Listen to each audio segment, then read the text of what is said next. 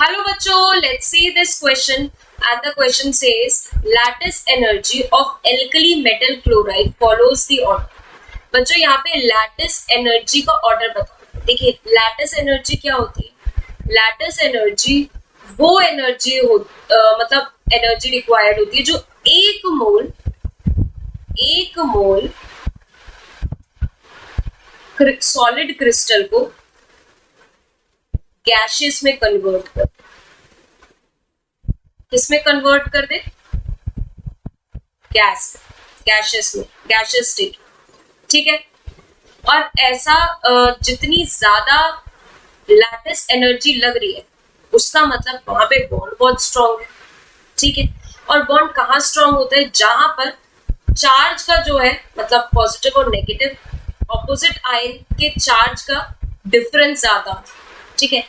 Difference कब ज्यादा होता है? मान लीजिए कि अगर हम Li और Cl की बात करें, यहाँ पे Cl माइनस और यहाँ Li प्लस, और दूसरी बात करते हैं हम सीजियम क्लोराइड, यहाँ पे Cs प्लस है बट और Cl माइनस.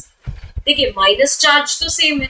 ठीक है. साइज भी सेम है, Cl माइनस का यूज करें, बट Li प्लस और Cs प्लस में बात करें चार्ज भी सेम है. बट क्या है कि सीजियम का साइज बड़ा है और लिथियम का साइज छोटा है.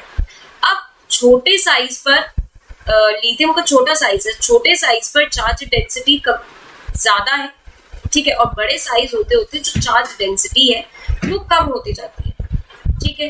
तो यानी कि इस पे चार्ज डेंसिटी हमारी कम रहेगी, इस पे चार्ज कम रहेगा, यानी कि इसका जो क्रिस्टल बनेगा वो थोड़ा वीक बनेगा. और इसके लिए इसको जो एनर्जी रिक्वायर्ड होगी इसके क्रिस्टल, सॉलिड क्रिस्टल को तोड़ने के लिए वो कम ही रिक्वायर होगी, कम एनर्जी में ही टूट जाए. बट क्योंकि लिथियम का साइज छोटा है, ठीक है, और चार्ज ज्यादा है उस पे, तो इसके लिए लैटिस एनर्जी ज्यादा होगी. तो हम ये कंक्लूजन निकाल सकते हैं कि जैसे जैसे साइज बढ़ेगा कैटायन का, वैसे वैसे क्या होगी, लैटिस एनर्जी का वैल्यू जो है वो कम होता जाए. तो हमें पता है अगर हम डाउन द ग्रुप जाए ग्रुप 1 में तो Li सबसे पहले आता है लिथियम, फिर आता है सोडियम, फिर आता है potassium, rubidium and then caesium. ठीक है बच्चों. तो हमारा जो फाइनल आंसर निकल कर आएगा वो आएगा ऑप्शन नंबर 1, क्योंकि यहाँ लिथियम का साइज सबसे छोटा है, इस पे चार्ज सबसे ज्यादा होगा, उससे कम चार्ज होगा सोडियम पे, थोड़ा साइज बड़ा हो गया, फिर potassium, then rubidium, and then cesium. So I hope all of you understand very well. Thank you and best of luck.